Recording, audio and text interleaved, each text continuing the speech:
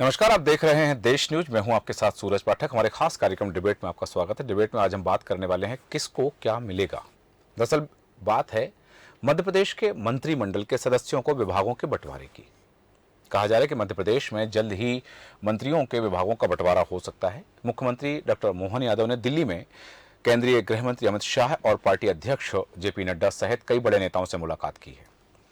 Doctor Mohan Yadav आज रात्रि का विश्राम हनुमंतिया में करने वाले हैं। ऐसा माना जा रहा है कि उनके भोपाल लौटने के बाद कभी भी मंत्रियों को विभागों के बंटवारे का ऐलान हो सकता है। विभागों के बंटवारे के साथ ही उज्जैन में मंत्रिमंडल की बैठक होने की संभावना है। मुख्यमंत्री डॉक्टर मोहन यादव सुबह जब कल निकले थे तो केंद्रीय मंत्री अमित शाह से मिले हैं और उस दौरान मुख्यमंत्री ने केंद्रीय गृह मंत्री अमित शाह को मध्य प्रदेश में 1 जनवरी 2024 को साइबर तहसील व्यवस्था के लोकार्पण के लिए आमंत्रण भी दिया है। और कहा जा रहा है कि संभवतः अमित शाह ने यह आमंत्रण स्वीकार कर लिया है। और बड़े नेताओं से मुलाकात के बाद में डॉक्टर मोहन यादव ने मंत्रियों का पोर्टफोलियो लगभग तय कर लिया है। मुख्यमंत्री और दोनों उप मुख्यमंत्रियों के पास प्रमुख विभाग रहने वाले हैं। मंत्रियों को विभाग वितरण पूरी तरह से मुख्यमंत्री का विशेष अधिकार होता है, लेकिन डॉक्टर मोहन यादव सभी को विश्वास में लेकर काम कर रहे हैं, उनको सभी को विश्वास में लेकर साथ चल रहे हैं। इसी कारण उन्होंने दिल्ली में वरिष्ठ नेताओं से विस्तार से चर्चा की है। संभावना है कि मुख्यमंत्री अपने पास सामान्य प्रशासन, जनसंपर्क या विमानन विभाग रख सकते हैं। हालांकि यह पहला अवसर है जब मंत्रियों को विभाग वितरण में इतना समय लग रहा है। सामान्यतः मंत्रिमंडल विस्तार के बाद विभाग आवंटित कर दिए जाते हैं ताकि मंत्री काम शुरू कर सकें। दोनों डिप्टी सीएम को ओहदे के हिसाब से बड़े विभाग दिए जाने हैं। अब मंत्रियों के विभाग आवंटन पर सहमति बन गई है और सबकी निगाहें डॉक्टर मोहन यादव के मंत्रिमंडल के विभागों पर है। जिस तरह छत्तीसगढ़ में दोनों उप मुख्यमंत्रियों को महत्वपूर्ण विभागों की जिम्मेदारी दी गई है, कयास लगाए जा रहे हैं कि उसी तरह मध्य प्रदेश के दोनों उप मुख्यमंत्री जगदीश देवड़ा और राजेंद्र शुक्ल को भी महत्वपूर्ण विभाग दिया जाएगा। जगदीश देवड़ा को पुराना वित्त विभाग या वाणिज्य कर विभाग मिल सकता है, जबकि राजेंद्र शुक्ला को गृह व जेल विभाग दिया जा सकता है। कई नाम हैं, कई विभाग हैं, कयास लगाए जा रहे हैं, सियासी गलियारों में चर्चा है। और अभी तक मंत्रिमंडल में जो तय चीजें हो रही हैं कि किसको क्या विभाग मिल सकता है, तमाम कयास हैं। वो कयास क्यों हैं, सियासी बाजार में अटकलें क्यों हैं और देर क्यों हो रही है। जैसा कि कहा कि हो सकता है कि डॉक्टर मोहन यादव सभी को साथ लेकर, सभी को विश्वास में लेकर काम कर रहे हैं, तो ये कब तक? क्योंकि ये भी कहा जा रहा है कि विभागों के काम रुके हुए पड़े हैं, सरकारी कामकाज प्रभावित हो रहा है, क्योंकि मंत्रिमंडल का गठन तो हो गया, विस्तार तो हो गया, लेकिन विभाग आवंटित नहीं हुए हैं। क्या प्रतिक्रियाएं सामने आ रही, चर्चा करेंगे इन तमाम विषयों पर। चर्चा में खास मेहमान हमारे साथ हैं कांग्रेस प्रवक्ता संतोष सिंह परिहार जी। संतोष जी, आपका बहुत स्वागत है देश न्यूज में। साथ ही आम आदमी पार्टी के संयुक्त सचिव रईसा मलिक जी हमारे साथ हैं। रईसा मलिक जी, आपका स्वागत करते हैं देश न्यूज में। और समाजवादी पार्टी के नेता अंकित परिहार जी हमारे साथ हैं। अंकित जी, देश न्यूज में आपका भी स्वागत है। और हमारे साथ में राजनीतिक विश्लेषक विलक्षण सक्सेना जी हैं। विलक्षण जी, आपका भी स्वागत करते हैं। और सबसे पहले मैं आना चाहूंगा संतोष जी आपके पास। मध्य प्रदेश में मंत्रिमंडल का विस्तार हो गया, मंत्रिमंडल का गठन हो गया है, अभी तक विभागों का बंटवारा ना हो पाना क्या जाहिर करता है?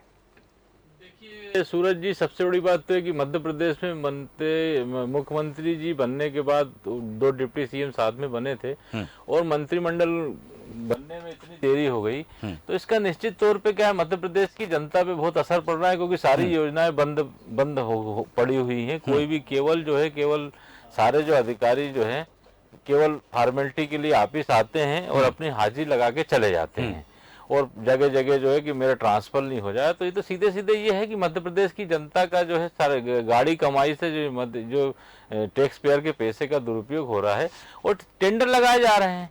पहले मंत्री में टेंडर लगाए गए, अब डिपार्टमेंट में टेंडर लग रहे हैं कि जो ज्यादा बोली लगाएगा वो करेगा। तो मध्य प्रदेश की जनता अपने आप को ठगा हुआ महसूस करे। जल्दी भाई जिसको जो डिपार्टमेंट देना हो दे दें और देने के बाद कम से कम जनता के काम तो शुरू हो। हाँ। अभी तो केवल अपन वही कयास लगाए जा रहे हैं, फलाने मंत्री बन रहे हैं, ढिकाने मंत्री बन रहे हैं, ये करेंगे वो। अरे भैया पहले बन जाए, बनने के बाद फिर देखिए आप। वैसे भी आज कैलाश विजयवर्गीय जी ने एक बयान दिया कि सारे अफसर जो है बेलगाम हो गए हैं पूरी। तो हम जो पहले भी जो बात करते थे कि मध्य प्रदेश की सारी योजनाएं जो भ्रष्टाचार की भेंट चढ़ जाती हैं और अफसर जो है उसको जो पलीता लगा देते हैं, तो उस पे जो उनने बोला है जी। तो अब ये जो जिसको जो डिपार्टमेंट मिलना हो मिल जाए। ये देरी लगा के क्या कर रहे हैं, मध्य प्रदेश की जनता को चिढ़ा रहे हैं क्या? ठीक है, ये देर लग रही है, गलती कर दी लोकतंत्र के अंदर। तो देखिए ये जो भी डिपार्टमेंट जिसको देना हो दे दें, और कम से कम जनता का जो सुचारू रूप से जितनी योजनाएं बंद सरकारी कामकाज जो है उसका कामकाज शुरू हो। बिल्कुल, वापस आता हूं सारे अधिकारी केवल लगे हुए हैं अपनी अपनी कुर्सी बचाने में। तो ये कुर्सी बचाने का खेल ना हो के कम से कम जनता के मुद्दे काम हो, और ये टेंडर जो भी हो जिसकी ज्यादा बोली लगी हो बन बुना जाए। मंत्री वापस आता हूं आपके पास में। भारतीय जनता पार्टी के प्रवक्ता डॉक्टर प्रेम व्यास जी हमारे साथ जुड़े हुए। डॉक्टर प्रेम व्यास जी, आपका बहुत स्वागत है देश न्यूज में। और आप ही के पास आ रहा हूं। कहा जा रहा है, जैसे संतोष जी ने कहा कि अभी विभागों के बंटवारे में इसलिए समय लग रहा है मंत्रिमंडल में क्योंकि वहां बोली लग रही है, वहां टेंडर निकाले जा रहे हैं। इस बात का जवाब आप संतोष जी को क्या देना चाहेंगे? देखिए, मुझे लगता है संतोष जी आज भी कांग्रेस के उसी राज्य में जीने का प्रयास कर रहे हैं जहां पर कांग्रेस के बड़े कद्दावर नेता बोलियां लगाते थे, और उसका प्रतिरूप तो अभी हम चुनाव के समय देख ही चुके हैं। अरे तो भैया क्यों देरी हो रही है? कारण क्या है? कारण तो मालूम चले ना मध्य प्रदेश की जनता को कि पहले मंत्री के अंदर जो है टेंडर लगे, फिर उसके बाद लोएस्ट आया, ज्यादा बोली लगाई जा रही, जल्दी हो जाए ना मध्य प्रदेश का भला हो। ठीक है, ये पूछने की देर क्यों लग रही है? देर क्यों भैया, देर क्यों? ठीक है संतोष जी, प्रेमराज जी जवाब ले लूं। होता है कि सारे निकम्मे। ठीक है संतोष जी, देर का कारण होता है कि जो है कि कुछ ना कुछ संतोष जी उनसे जवाब आ जाने दीजिएगा। मैं वापस आऊंगा आपके वापस आऊंगा संतोष जी, वापस आऊंगा, उनसे जवाब आ जाए। डॉक्टर प्रेम व्यास जी, देखिए यही कृत्य संतोष जी आपके द्वारा पूर्व में किया गया था और 61 पे आकर रुक गया। तो अब मेरे को लगता है अब हमारी बात भी सुन लें। आपने प्रश्न कर लिया, मैं जवाब दे देता हूं आपको। ठीक है। निश्चित रूप से मुख्यमंत्री जी का विशेष अधिकार होता है मंत्रिमंडल के विस्तार को लेकर। मंत्रिमंडल के नाम तय कर दिए गए हैं। अब किस मंत्री का धरातल पर आकर वो किस क्षेत्र में कितने अच्छे से कार्य करता है, इसको लेके सुनियोजित तरीके से भारतीय जनता पार्टी अग्रसर हो रही है। छत्तीसगढ़ की बात हो चाहे राजस्थान की बात हो, सभी जगह ये तय कर दिया गया। और मुख्यमंत्री जी तो एक्शन में है ना। पहला का दौरा होता था कि जब ये लोग एक्सीडेंटल प्रधानमंत्री देते थे, हमने एक्शनेबल मुख्यमंत्री दिया है। पहले दिन आते थे, उन्होंने बैठकों का दौर प्रारंभ कर दिया। पीएम एक्सीलेंस कॉलेज की बात हो, साउंड से रिलेटेड बात हो, पटवारियों से रिलेटेड बात हो, रजिस्ट्री से रिलेटेड बात हो, 1-to-1 मीटिंग सभी विभागों की जा रही है। सभी विभागों में पर्याप्त रूप से कार्यशैली और कार्य योजना का क्रियान्वयन। संतोष जी, आपकी एक बात आपने कहा कि विभागों का बंटवारा जो है मुख्यमंत्री का विशेष अधिकार होता है, फिर इसमें दिल्ली दरबार की मोहर की क्या आवश्यकता आन पड़ी? मुझसे बोल रहे हैं? नहीं, मैं बात कर रहा हूँ डॉक्टर प्रेम व्यास जी। जैसा भी आपने कहा कि ये मुख्यमंत्री का विशेष अधिकार होता है कि विभागों का बंटवारा किस मंत्री को कौन सा पोर्टफोलियो दिया जाना है, फिर इसमें दिल्ली दरबार की मोहर की आवश्यकता क्यों आन पड़ी? देखिए, निश्चित रूप से पूर्व में भी जब भी मंत्रिमंडल विस्तार होता है तो केंद्र को अवगत किया जाता है कि किस मंत्री को क्या भूमिका दी जा रही है, और केंद्र के पास भी डाटा होता है सभी मंत्रियों का कि कौन से मंत्री ने विधायक रहते हुए या आम कार्यकर्ता या नेता रहते हुए क्या कार्य करे और वो किस कार्य में पारंगत है। तो निश्चित रूप से उस पर मोहर लगती है, विचार विमर्श होता है, मंथन होता है। अब इनकी पीड़ा यह है कि इनके यहाँ एक दिन पहले तय हो जाता है और उसके बाद भिंड में बड़े नेता को इस्तीफा देना पड़ता है। यहाँ जो इनके पूर्व के नेता उनको भागना पड़ता है विदेश, और उसके बाद एक और नेता है उनके नेम प्लेट तक फाड़ दी जाती, तो वो क्रियान्वयन भारतीय जनता पार्टी में नहीं है। तो मित्र, इन सब चीजों से बाहर निकलना पड़ेगा। कैडर बेस्ड पार्टी में सभी एक मत होकर निर्णय लेते हैं, और एक मत होकर निर्णय लेने का जो प्रभाव है ये होता है क्या 10% के साथ में पोजीशन पर है, प्रतिशत की जीडीपी है, 6 लाख से ज्यादा किलोमीटर रोडें बन चुकी है, 28,000 से ज्यादा मेगावाट बिजली है। ठीक है, वापस आता हूं आपके पास। मैं रईस मलिक जी आपके पास आना चाहूंगा। जो बात अभी संतोष जी ने कही कि यहाँ बोलियां लग रही हैं, और दोनों चीजें आपसे चाहता हूं कि मंत्रिमंडल गठन के बाद में, मंत्रिमंडल विस्तार के बाद में विभागों की देरी से क्या सरकारी कामकाज प्रभावित हो रहा है, या फिर संतोष जी ने जो बात कही कि अभी बोली लगना बाकी है? देखिए, आपने मुझे पहले भी बुलाया था डिबेट में, और वो था कि प्रभारियों की परीक्षा। उस समय मुख्यमंत्री की बात थी कि मुख्यमंत्री कौन बनेगा। तब भी मैंने ये बात आपसे बोली थी उस समय भी कि मुख्यमंत्री पहले ही डिसाइड कर लिए गए हैं और नाम घोषणा में देरी हो रही है, और अचानक ही वो किसी न किसी नए व्यक्ति को लाकर यहाँ पर थोप दिया जाएगा और उसे सबको बर्दाश्त करना पड़ेगा। वही हुआ, आपने देखा। इसी तरह से आज फिर मैं ये बात कह रही हूँ कि किसको क्या विभाग देना है ये सब ऊपर डिसाइड हो चुका है। ये दो लोगों ने मिलकर डिसाइड कर लिया है और डिसाइड करने के साथ ही सिर्फ घोषणा करना बाकी है। और घोषणा में देरी इसलिए हो रही है कि जैसे पहले लोगों को संतुष्ट करने की बात चल रही थी, वही बात अभी भी हो रही है कि माथापच्ची सिर्फ संतुष्टि करने की है कि तुम्हें, और यही कहना है उनको कि जो तुम्हें दिया जा रहा है बस वही ले लो और लेकर काम करो, वरना जो दूसरों की हालत की है। जो मुख्यमंत्री तीनों आपने देखा कि स्टेट्स के मुख्यमंत्रियों को अच्छा खासा उनका वर्चस्व था, अच्छा वो हो गए थे, लोगों के बीच में लोकप्रिय थे, सब थे, उसके बाद भी वो हटा दिए गए। और यही काम कांग्रेस का भी था। तो कांग्रेस ने भी ना जाने कितने दिग्गजों को अच्छी बात है कि भारतीय जनता पार्टी ने छत्रप जो रणनीति चल रही थी या छत्रप नीति था उसका समाप्त कर दिया, खत्म कर दिया छत्रप का जो पैटर्न था उनका। मैं वही बताना चाहती हूँ कि यही पैटर्न पे कांग्रेस भी चली थी। जितने छत्रप थे, ममता जी हुई, अपने शरद पवार जी हुए, रेड्डी जी हुए और अर्जुन सिंह जी भी हुए, सभी को उन्होंने खत्म किया धीरे धीरे। और खत्म करने का नतीजा ये हुआ कि आज धीरे धीरे कई राज्यों से कांग्रेस ही खत्म हो गई है। तो उसी परिपाटी पर अब ये बीजेपी भी चल पड़ी है और सारे फैसले दिल्ली से कर रहे हैं। जब तक दिल्ली का कोई इशारा नहीं होगा तब तक जनता के काम नहीं होंगे। अगर जनता का एक टेंडर भी निकालना होगा तो मुझे लगता है दिल्ली की तरफ इनको मूव करना पड़ेगा और उनके इशारे का इंतजार करना पड़ेगा और समय पर वो काम नहीं हो पाएगा और जनता ठगी सी मुंह तकती रहेगी कि कब ये काम हमारा पूरा होगा और कब मुख्यमंत्री जी और मंत्री हमारे ये काम करेंगे। वापस आता हूं आपके पास में और अंकित परिहार जी आपके पास आना चाहूंगा। अभी जो बात आई कि यदि छत्रप प्रणाली खत्म कर रही भारतीय जनता पार्टी, तो कांग्रेस ने ऐसा किया हुआ था, छत्रप प्रणाली अपनाई थी। हालांकि समाजवादी पार्टी में छत्रप प्रणाली नहीं, क्योंकि एक ही छत्रप है वहां पर। तो यहाँ कांग्रेस ने ऐसा किया था, इसलिए आज कांग्रेस की स्थिति है और अब भारतीय जनता उसी प्रणाली पर चल रही है। आप कितना इत्तेफाक रखते हैं इस बात से? देखिए, बस इस बात पे जो आपने आज सब्जेक्ट रखा है इस डिबेट का, उस पे एक बात जरूर कहना चाहूंगा कि जो भारतीय जनता कार्यशैली है और जो भारतीय जनता पार्टी का काम करने का तरीका है, वो न देश में लोकतंत्र में विश्वास करते हैं और न पार्टी में लोकतंत्र पर विश्वास करते हैं। आपने देखा भारतीय जनता पार्टी के वही नेता, वही प्रवक्ता, वही तमाम लोग थे जो कई प्रदेशों में जब सरकारें बनती थी तो 1 या 2 दिन की देरी होने पे तमाम हल्ला मचाया करते थे और मीडिया के साथी भी सवाल उठाया करते थे कि मुख्यमंत्री बनने में इतनी देर क्यों हो रही है, सरकार बनने में इतनी देर क्यों हो रही है। अंकित जी की आवाज जो है वहां तक नहीं पहुंच पा रही, डॉक्टर प्रेम व्यास जी तक। जी अंकित परिहार जी अपनी बात जारी रखें। जी, मैं कह रहा था कि मीडिया के साथी और भारतीय जनता पार्टी के नेता और प्रवक्ता तमाम ये बातें कहा करते थे कि इतनी देरी क्यों लग रही है सरकार का गठन करने में, इतनी देरी क्यों लग रही है मुख्यमंत्री का चुनाव करने में। लेकिन इसी देश ने देखा है कि भारतीय जनता पार्टी ने हफ्तों मुख्यमंत्री तय करने में लगा दिए, हफ्तों लगा दिए उनकी मंत्रिमंडल का गठन करने में, और उसके बाद हफ्तों महीनों का पूरा प्रकरण आप बताइए, एक प्रदेश अनाथ करके आपने छोड़ा हुआ है। एक प्रदेश में आज ये स्थिति नहीं है कि कौन किस विभाग में आज काम देखेगा। किसी विभाग में कोई काम देखने वाला अगर नहीं है तो उस प्रदेश की क्या स्थिति होगी। भगवान भरोसे आपने शासन सत्ता सरकार छोड़ रखी है। तो ये एक तरह से आप उस जनता के साथ, उस मतदाता के साथ, उस प्रदेश की आवाम के साथ आप धोखा करने का काम कर रहे हैं, उनको ठगने का काम कर रहे हैं। और दूसरी बात, मैं एक बात और कहना चाहता हूं कि भारतीय जनता पार्टी में वन मैन शो का गेम चलता है। भारतीय जनता पार्टी में लोकतंत्र है ही नहीं। वहां तो मोदी और शाह का वही होगा जो मोदी और शाह चाहेंगे।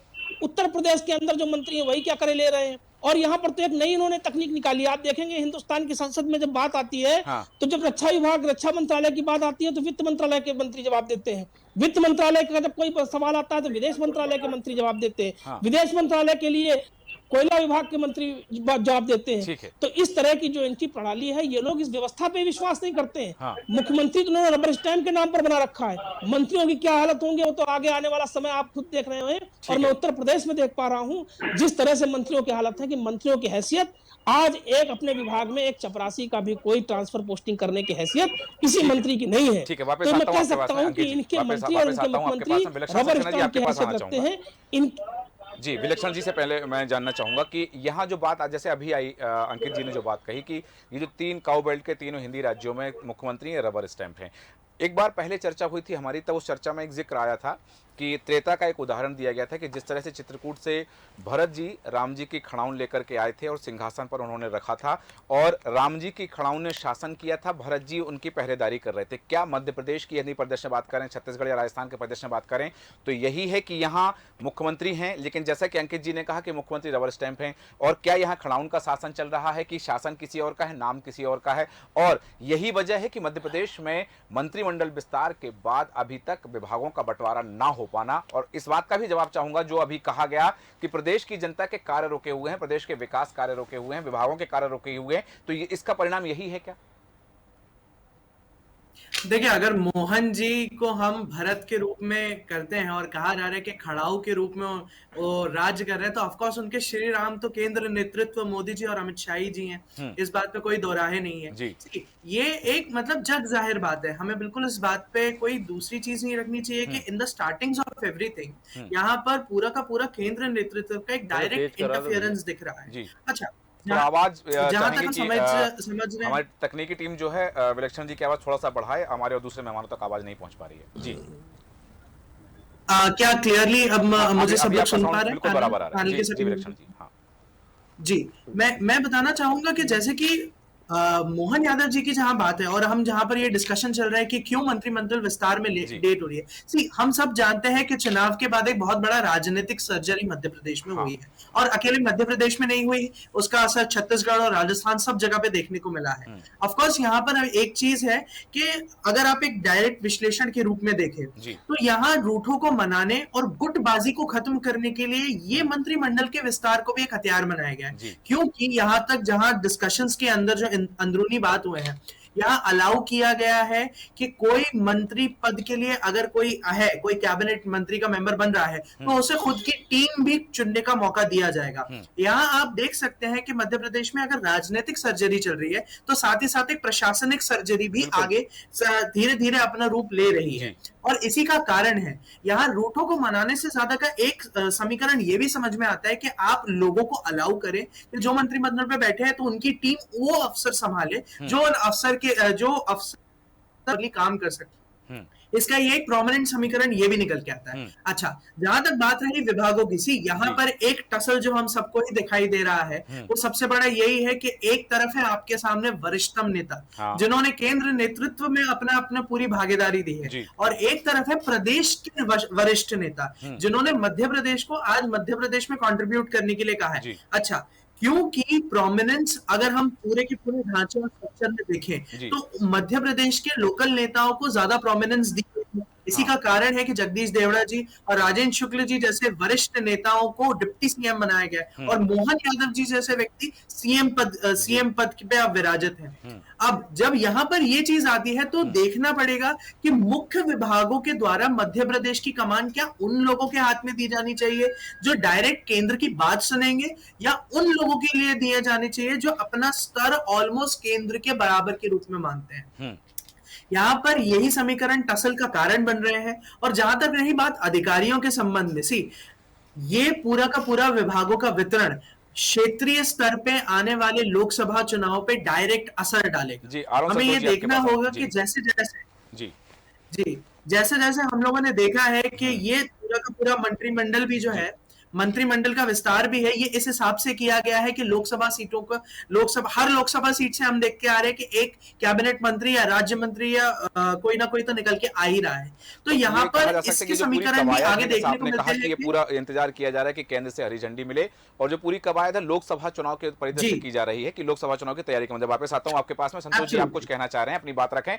और साथ में जैसा कि डॉक्टर प्रेम व्यास जी ने कहा है कि कांग्रेस की वर्तमान स्थिति के लिए कांग्रेस खुद जिम्मेदार है और चूंकि ये जो चीजें आज यदि मध्य प्रदेश के परिदृश्य में बात कर रहे हैं कि मध्य प्रदेश में यह प्रदेश चल रहा विभाग का बंटवारा नहीं हो पाया, तो कहीं ना कहीं कांग्रेस में भी ये चीजें रही हैं कि बिना पूछे और एक दिन में तय करके दूसरे दिन आ गया और जब ये चीजें घोषणा होती है तो एक नेता वहां होते नहीं, दूसरे विदेश चले जाते हैं। ये इसका जवाब संतोष जी आप दीजिए डॉक्टर प्रेम व्यास जी को और मेरे प्रश्न का जवाब भी। देखिए सूरज जी, मध्य प्रदेश के अंदर स्थिति ये हो गई है कि भारतीय जनता पार्टी इस समय जो है पूरा मध्य प्रदेश केंद्र शासित प्रदेश हो चुका है, क्योंकि जो भी होना है वो दिल्ली से होना है, और दिल्ली से जब तक जो आपस में जो गुटबाजी और जो चल रहा है उस चक्कर में मध्य प्रदेश की जनता उसका भुगतान भुगत ही रही है, क्योंकि सारी योजनाएं बंद पड़ी हुई हैं। और मध्य प्रदेश के अंदर स्थिति ये हो गई कि एक जरा सा भी काम करना है तो आप दिल्ली से जाइए पूछने। तो मध्य प्रदेश जो है केंद्र शासित प्रदेश हो चुका है। यहाँ पे स्वयं के निर्णय लेने वाली मुख्यमंत्री के पावर, मुख्यमंत्री के अंडर में ये रहता है कि विधानसभा अपने डिपार्टमेंट का बंटवारा जो है सबको दे, और किसको बांटना है, क्या करना है, टेंडर लग रहा है, बोली लग रही है, ये मैं पहले भी पूर्व में बोल चुका हूँ। अब मध्य प्रदेश के अंदर जहाँ तक जो है बात है कि हमारी केंद्रीय नेतृत्व ने माननीय प्रदेश अध्यक्ष चेंज करके जीतू पटवारी जी को बनाया, हमारी विपक्ष की जो भूमिका है उमंग सिंघार जी को नेता पद पर बनाया। अरे डिपार्टमेंट तो बांट दीजिए, उसके बाद फिर समीक्षा होगी और आने वाले समय में जो भी कमियां होंगी उसके विपक्ष के उसमें जो है लड़ाई लड़ी जाएगी पूरी ताकत से पूरे मध्य प्रदेश के अंदर। ऐसा थोड़ी कि जनता ने हमें नकार दिया है, कुछ कई जगह तो ऐसे है कि जो हमें वोट कुछ परसेंटेज कम मिला, हम हारे हैं, मानते हैं। और इसलिए मानते हैं कि दो पार्टी लड़ती है एक जीतती है, इसका मतलब थोड़ी है कि आप 4 महीने तक डिपार्टमेंट ही नहीं बनाए, कुछ भी करें मध्य प्रदेश के अंदर। जनता परेशान हो रही है उसके अंदर। ऐसा तो नहीं कि मंत्री को विभागों के वितरण के बाद में आप शैडो कैबिनेट बनाने का इंतजार कर रहे हैं? नहीं, देखिए सूरज जी, मध्य प्रदेश के अंदर सबसे बड़ी क्या है कि जनता के काम होने चाहिए जो कई महीने से रुके पड़े हुए। मध्य प्रदेश के अंदर पूर्व में मैंने बोला कि यहाँ के अधिकारी इतने ज्यादा बेलगाम हो गए, रिचार्ज और टॉपअप पे चल रहे हैं, पूरा वसूली करके मंत्री मुख्यमंत्री को दे रहे थे, पूर्व की बात हो गई, अब खत्म हो गई। अरे अब तो कम से कम इसको देखिए, कम से कम रोज हर 10वें दिन कर्ज लेके जो कर्ज का बोझ बढ़ रहा है, काम जनता के हो नहीं रहे हैं, चाहे नल जल योजना हो, चाहे प्रधानमंत्री आवास हो, स्मार्ट सिटी का पूरा लूट का साधन मचा हुआ है। कम से कम काम तो शुरू हो, उसके बाद तो जो समीक्षा की जाएगी। आज की डेट में क्या है कि हर आदमी परेशान हो रहा है, बेरोजगार पलायन करके बाहर जा रहे हैं, पढ़ने वाले बच्चे बाहर जा रहे हैं, क्योंकि व्यापम के चक्कर में मध्य प्रदेश इतना बदनाम हो गया है कि कुछ हो ही नहीं रहा है। अब आप कह रहे हो देखिए क्या है, थोड़ा सा जो भी हो जल्दी हो, जनता का भला को तो कुछ तो काम तो हो, जो हो जल्दी हो। ऐसा थोड़ी होता कुछ भी करते जाओ। संतोष जी का कहना है कि मध्य प्रदेश जो है केंद्र शासित प्रदेश हो गया और सब कुछ केंद्र की सत्ता के अधीन यहाँ हो गया है। देखिए कांग्रेस की परिस्थिति वो है कि मन के मारू पटकी के टुक टुक हो जाए। और विस्की क्यारी बोए के लंता क्यों पछता है, तो विस्की क्यारी तो वो ही चुके हैं। अब मुझे एक चीज बताइए, आप सभी वरिष्ठ नेता यहाँ पर या वरिष्ठ भारतीय प्रवक्ता यहाँ पर बैठे हैं, मुख्यमंत्री के नाम के बाद में एक तरह से कार्यकारिणी को संपूर्ण माना जाता है, उसके बाद ये मुख्यमंत्री का विशेष वे एक सबके रूप में मंत्रियों का निर्धारण करे। और जैसा ये कह रहे हैं कि आदेश में इंतजार करना पड़ता, भैया 24 घंटे में सीएम निर्देशन दे रहे हैं, 24 घंटे में सीएम कार्रवाई भी कर रहे हैं, 24 घंटे में स्पॉट कर रहे हैं। अब आपको ये बात अगर नहीं दिखती है, आप राहुल जी और सोनिया जी की प्रेम में आपको नहीं दिखाई दे रहे हैं। आपके द्वारा जो वंचित नेता है क्या शक्ति बैठे हैं मध्य प्रदेश में, ये देखिए हमारे यहाँ क्या कार्य हो रहा है। हमारे यहाँ जो घोषणाएं करी थी वो तेंदुपत्ता कंपनियों के लिए, उसके लिए राशि आ गई है। हमारे यहाँ जो घोषणाएं की गई थी उसके लिए बैठकों का दौर प्रारंभ हो गया है। ये आपकी संकीर्ण मानसिकता और संकीर्ण बुद्धि के कारण ही तो ये निर्णय हुआ है। और उसके बाद आप पुनः इसी बात पर आ गए। अब सुन लीजिए, उसके बाद भी बता देते हैं। अभी 24 घंटे में जो इतनी बड़ी घटना हुई, कांग्रेस का कौन सा नेता डिपार्टमेंट के लिए गोली लग रही है, आपको जो करना जल्दी कर दो, क्या हो रहा जनता का भला ये तो बताओ जरा। और यार जी दूसरे लोगों को भी जवाब देना है। अरे बोलिए ना भैया, जनता का भला क्या हो रहा है ये तो बता दो। ठीक है, आप तीनों एक ही जगह बैठ जाइए। ठीक है, एक तरफ जहां डॉक्टर प्रेम व्यास बोलने साल भर बनाएंगे। ठीक है संतोष जी, जहां प्रेम व्यास जी का ये कहना है कि जो निर्णय ले रहे हैं अलग अलग विभागों की समीक्षा, कौन सा निर्णय ले रहा है साहब, कौन सा काम चल रहा है, सब तो काम बंद पड़े हुए, चाहे भोपाल पूरे मध्य प्रदेश के अंदर। आप मुंह से बोलने में आता है, इतना बड़ा 17 एक्सीडेंट हुआ गुना के अंदर, पूरी तरीके से हफ्ता वसूली के अंदर पूरा परिवहन विभाग जो हर जगह आपने 3 प्रदेशों से गुम हो गए, कई राज्यों में अंडा है, कर्नाटक रोज बढ़ रही है, रोज लूट बढ़ रही है, मध्य मध्य प्रदेश के आपने अंदर दूसरे ऐसे नेता की कर दी जो काम तो प्रभावित हो गया। ठीक है, चूंकि समय की सीमा का भी हमें ध्यान रखना होगा और भी मेहमान हमारे साथ हैं। रईसा मलिक जी, आपके पास आ रहा हूं। जो बात आ रही कि जनता के काम रुक रहे हैं, अभी हालांकि डॉक्टर प्रेम व्यास जी ने जो बात कही कि मुख्यमंत्री निर्णय ले रहे हैं, मुख्यमंत्री जैसे अभी जो कार्रवाई करनी थी गुनावाला हादसे का जो जिक्र किया संतोष जी ने, मुख्यमंत्री ने कार्रवाई की और शिक्षा विभाग की उन्होंने समीक्षा बैठक की है, राजस्व विभाग की शिक्षा जो उन्होंने समीक्षा बैठक की है, साथ ही और कई विभागों की 19 विभागों की समीक्षा बैठक वो कर चुके हैं। तो ये समीक्षा बैठक का उद्देश्य भी एक है कि मुख्यमंत्री अकेले हर विभाग की समीक्षा करें, इस पर भी आपकी प्रतिक्रिया चाहता हूं। और साथ में जनता के काम रोक रहे हैं कि मंत्रियों को विभाग का वितरण नहीं किया गया है, तो क्या वास्तव में मुख्यमंत्री अकेले सारी चीजें कर रहे हैं कि जहां जो आदेश जारी करना है, जहां जो चीजें करना है? कल गृह विभाग का बहुत बड़ा आदेश जारी हुआ है, कई लोगों के पदोन्नति की बात हुई है, हालांकि केंद्र से उसमें स्वीकृति मिली थी, लेकिन और जो तमाम चीजें हैं प्रदेश की, क्या वास्तव में रुक रही हैं मंत्रियों को विभाग वितरण ना हो पाने से? मैं पहले भी आपसे कह चुकी हूँ, डबल इंजन की सरकार है, एक इंजन घसीट रहा है और दूसरा घसीट रहा है। तो जैसा कि पहले कहा जाता था कि कांग्रेस को एक परिवार चला रहा है, उसी तरह से अब बीजेपी को कुल 2 लोग मिलकर चला रहे हैं। और वही बात है कि जनता के किसी को परवाह नहीं है। चुनाव जीत गए, चुनाव जीतना हमारा मकसद था, ना जाने कितनी सारी योजनाओं को बंद कर दिया गया, माँ बहनों को धोखा दिया गया, उनको धोखे में रखा गया। और उसी तरह से अब यही करके विभागों के बंटवारे को लेकर काम को रोका जा रहा है। अब ये इनके पास पैसा नहीं है, ये पैसा लोन पे लोन लेते जा रहे हैं, जनता पे चढ़ रहा है। केंद्र ने जारी किया है 5,727 करोड़ केंद्रीय करों में मध्य प्रदेश की भागीदारी बढ़ा करके केंद्र सरकार ने जारी किया है। जी, केंद्र सरकार जारी इशारों पे जारी तो कर दिया, लेकिन उसको लागू कब किया जाएगा? पेपरों में जारी करने वाली बात अलग है और उसको जमीन पे लाने की बात अलग है। जिस तरह से मैं आपसे कह रही हूँ कि ये जमीन पर काम करना भी नहीं चाह रहे हैं, ये चाह रहे हैं सिर्फ लॉलीपॉप देना। ये लॉलीपॉप दिए जा रहे हैं जनता को ताकि हम लोकसभा के चुनाव भी बहुत अच्छे तरीके से निकाल सके। जिस तरह से लॉलीपॉप दिए गए थे लाडली बहना के और भी बहुत सारी योजनाओं के, वो सब बंद कर दी गई है। इसी तरह से ये काम भी जो फाइलें हैं दबा दी जाएंगी। आज इन्होंने टेंडर पास कर दिया, लेकिन कल काम ये जमीन पर उतरेगा या नहीं, इसकी गारंटी कौन लेता है? गारंटी तो मोदी जी की भी चली थी विधानसभा चुनाव में, लेकिन वो कब पूरी की गई? अब इसी तरह से ये गारंटी भी कौन पूरी करेगा? ये अपने सीएम साहब तो हर बात में दिल्ली की तरफ मूव करते हैं, दिल्ली देखते हैं, और जो मोदी जी हैं वो विपक्ष को पसंद नहीं करते। अगर कोई बात रखता है, कुछ आलोचना करता है, तो उठाकर सीधे जेल में डाल दिया जाता है उनको।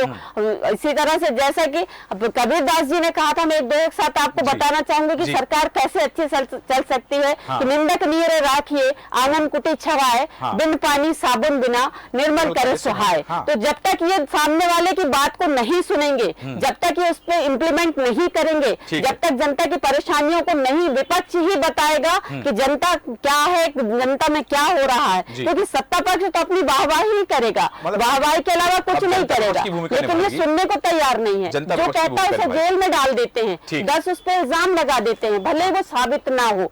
तो इस चीज को इनको बंद करना पड़ेगा, इनको सुनना शुरू करना पड़ेगा, और जो राज्य है उनको उनके अधिकार देना पड़ेंगे। जब तक उनके अधिकार नहीं देंगे, जनता का भला नहीं हो सकता। ठीक है, जनता का भला तब तक नहीं होगा जब तक राज्य को उनके अधिकार नहीं दिए जाएंगे। डॉक्टर प्रेम व्यास जी, आप कुछ कहना चाह रहे हैं, अपनी बात रखें। और ये बात जो अभी रईसा मलिक जी ने जो बात कही है कि राज्यों को उनके अधिकार दिए जाना चाहिए, क्या राज्यों के अधिकारों पर कुठाराघात हो रहा है?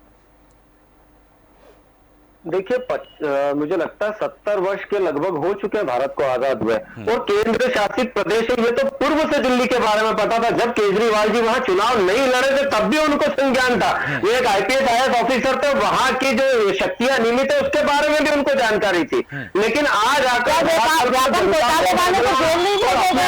को मुझे कि इनको क्या न्यायपालिका पे भरोसा नहीं है, इनके 3 मंत्रियों की जमानत नहीं हो रही है, उसके बाद अभी फिर से दवाइयों का घोटाला उजागर हुआ है। तो इन्होंने जो मंत्री बनाए थे वो एक के बाद एक घोटाले करते जा रहे हैं। हमारे घोटालों के माध्यम से न्यायपालिका उनको जमानत नहीं दे रही है, क्योंकि इनके पास पॉइंट नहीं है। न्यायपालिका ने अपने आदेश में स्पष्ट कहा है कि उनकी भूमिका उन घोटालों में थी। ये न्यायपालिका ने कहा है। आप ईडी लगा रहे हैं, भ्रष्टाचार में पकड़ी जा रही है। ये सब क्या बताइए, देश की जनता को कब तक आप बनाएंगे? स्थानों में, भैया भारतीय जनता पार्टी में तो नड्डा जी के पूर्व दूसरे अध्यक्ष थे, 3 साल के कार्यकाल के बाद नड्डा जी के बाद कोई और अध्यक्ष होंगे, वो भारतीय जनता पार्टी का ना तो कार्यकर्ता बता सकता है ना नेता बता सकता है। लेकिन इनकी विडंबना ये है कि जब पंजाब डूब रहा था तो पंजाब के हजारों जवानों को की शादी में लगा दिया गया था। क्योंकि समय की सीमा है और मेहमान हमारे साथ हैं डॉक्टर प्रेमराज जी और भी मेहमान है, समय की भी सीमा है। अंकित परिहार जी आपके पास आ रहा हूं। जैसा आपने कहा कि जिन राज्यों में भारतीय जनता पार्टी की सरकार है वहां जो मंत्री हैं, वहां जो मुख्यमंत्री हैं, वो अपनी मर्जी से कुछ कर नहीं सकते हैं। यदि मध्य प्रदेश में यही प्रक्रिया चल रही है जैसा चलना है, या छत्तीसगढ़ की बात करें कि यहाँ विभाग का आवंटन हो गया लेकिन सब कुछ केंद्र से चलना है, तो फिर ये औपचारिकता की आवश्यकता कहां रह जाएगी कि औपचारिकता ही क्यों करना फिर?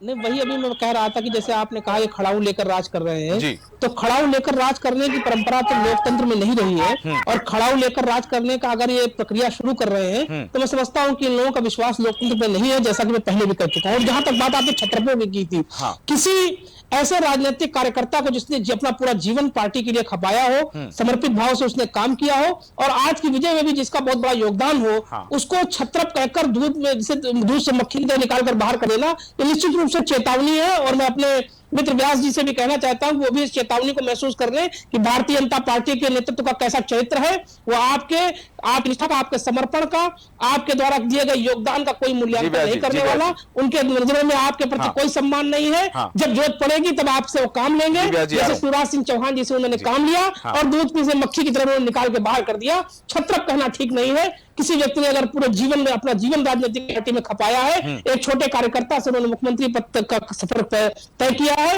तो मैं समझता हूं कि व्यास जी जैसे कार्यकर्ता और तमाम भारतीय जनता पार्टी के नेताओं को आज सोचने की जरूरत है कि नरेंद्र मोदी और अमित शाह की भारतीय जनता पार्टी है जो किसी कार्यकर्ता और नेता के योगदान का, समर्पण का कोई मोल नहीं रखती। वो भारतीय जनता पार्टी का नेतृत्व जो अमित शाह और नरेंद्र मोदी कर रहे हैं, वो जब चाहेंगे जो उनकी गुणमुख नायक रहेगी वो तो पद पर रहेगा, प्रतिष्ठा पाएगा, और जो नजर नायक में नहीं रहेगा, जो उनकी गुणमुख में नहीं रहेगा, जो उनको थालियां भर भर कर उनके पोस्ट में रहेगा, उसको बाहर कर।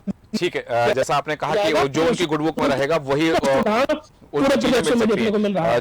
चूंकि डॉक्टर प्रेमराज जी आप कुछ कहना चाह रहे हो, क्योंकि समय किसी में बहुत कम शब्दों में अपनी बात रखें।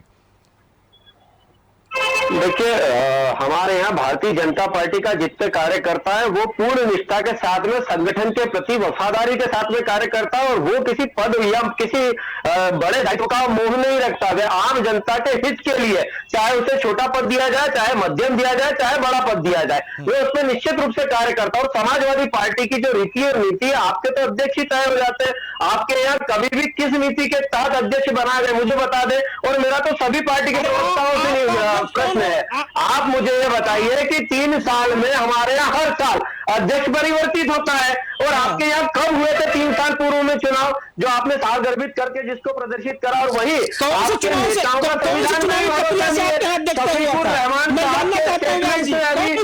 संविधान के द्वारा न्यायपालिका द्वारा जो आदेश पारित है उसके खिलाफ बात कर रहे हैं कि हम उस आदेश को नहीं मानते। आप बताइए, स्वामी प्रसाद मौर्य जी के जो स्टेटमेंट है वो अलग है, डिम्पल यादव जी के स्टेटमेंट अलग है, अखिलेश यादव जी के स्टेटमेंट अलग है, और मैं तो विरोध करता हूँ जो कमलनाथ जी ने स्टेटमेंट दिए था, मैं तो समाजवादी पार्टी का पक्ष में था। भारतीय जनता पार्टी के मंत्री थे, क्या नैतिकता है आपकी?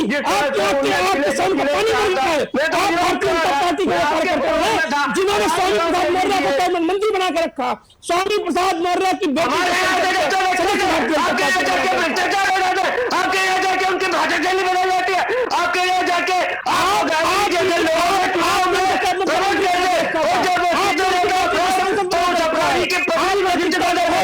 आपकी रीति और नीति है।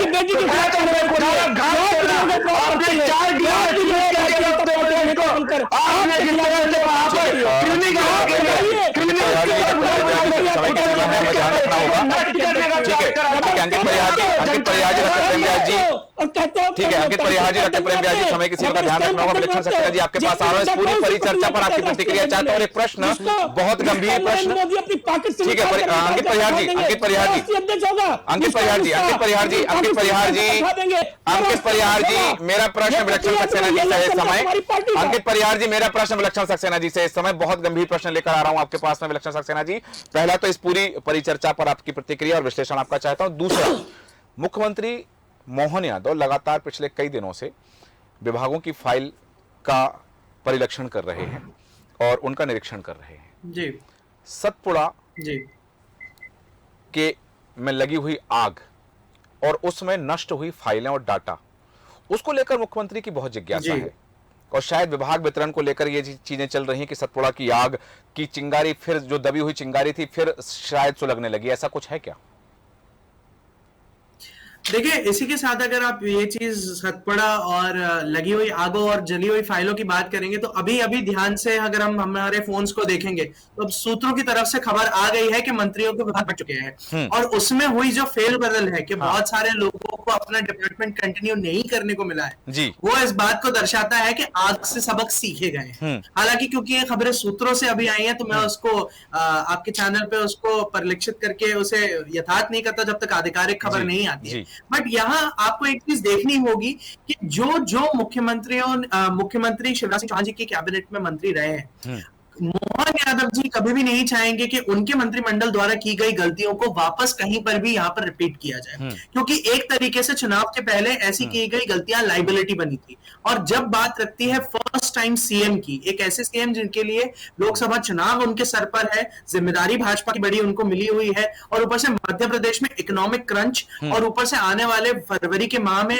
जो बजट पेश करना है, ये सबसे बड़े उनके टेस्ट है। तो ऐसे समय में मंत्रिमंडल मतलब उनके लिए बिल्कुल फूक फूक के कदम रखने के बराबर है। तो जो भी नाम हमारे सामने आएंगे, सूत्रों के अलावा जो अब नाम आधिकारिक रूप से आएंगे, उन सब में मुझे ये लगेगा कि बहुत कॉशियसली और बहुत ही ध्यान से उन नामों को सिलेक्ट किया गया है ताकि ये चीजें जो पहले हुई हैं उनको रिपीट और उन गलतियों को रिपीट ना किया जाए। तो ये जो तमाम चीजें सामने की गलतियों को रिपीट न किया जाए, जैसा मैंने जिक्र किया था कि इस तमाम परिचर्चा का विश्लेषण भी आपसे चाह रहा था। और विभागों के वितरण से यदि सरकारी कामकाज रुक रहे हैं और मुख्यमंत्री अकेले पूरे कामकाज देख रहे हैं और दिल्ली का इंतजार किया जा रहा है, तो प्रदेश की जनता क्या अपेक्षा करे नए मुख्यमंत्री डॉक्टर मोहन यादव से? देखिए, मुख्यमंत्री मोहन यादव जी से जो एक्सपेक्टेशन है मध्य प्रदेश की वो यही है कि at this particular point of time Madhya Pradesh में जो ऑनगोइंग इश्यूज हैं, सबसे पहले तो एम्प्लॉयमेंट रिलेटेड इश्यूज हैं, तो उनको विधिवत एड्रेस किया जाए।